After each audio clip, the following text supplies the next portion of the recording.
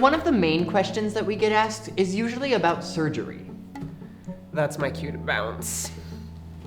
And clearly that can make some people really uncomfortable. Unfortunately, the physical body becomes the focus in most conversations about trans people. The media makes it seem like all trans people either look like this person or this person.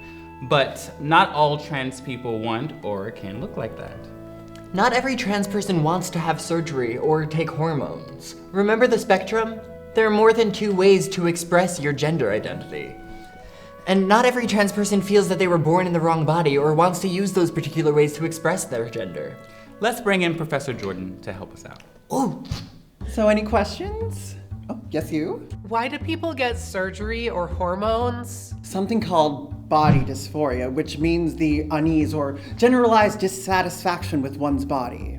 For people who experience dysphoria, it can be debilitating, causing emotional stress and a feeling of being trapped. Generally, this comes from the outside world giving them messages about what their gender should or shouldn't be. But not all trans people feel this way.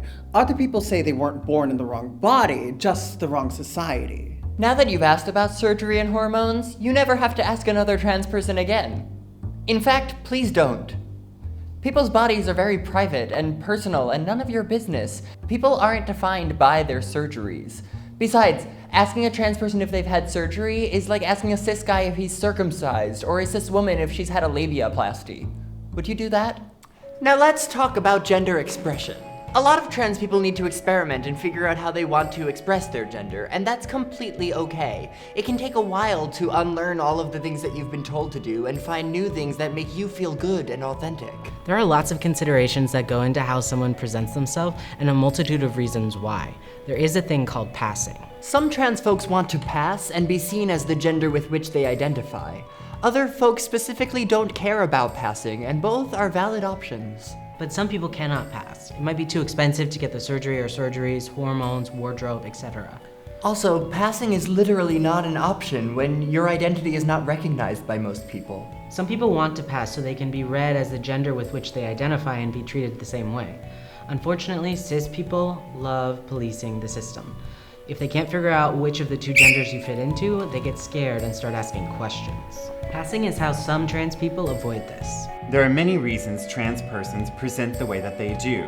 Yes, gender is incredibly important, but so is class, race, sexuality, ability, geography, body image, cultural or social standing. The intersection of these reasons, these identities, is what we call intersectionality. A lot of folks tend to get scared when they see a trans person in the bathroom. They are worried that that trans person is going to attack them, and statistically speaking, trans people have a higher risk of being attacked in the restroom. Cis individuals are afraid of what they don't know, whereas trans individuals are afraid of what's murdering them. But maybe, what does a trans person look like? Me. Me. Me. Me. Me. Me. Me. Me. Me. Me. Me. Thanks for asking, Jesse. If you're a trans person and you look a certain way or do a certain thing, that's what a trans person looks like or does. Not all trans people are the same.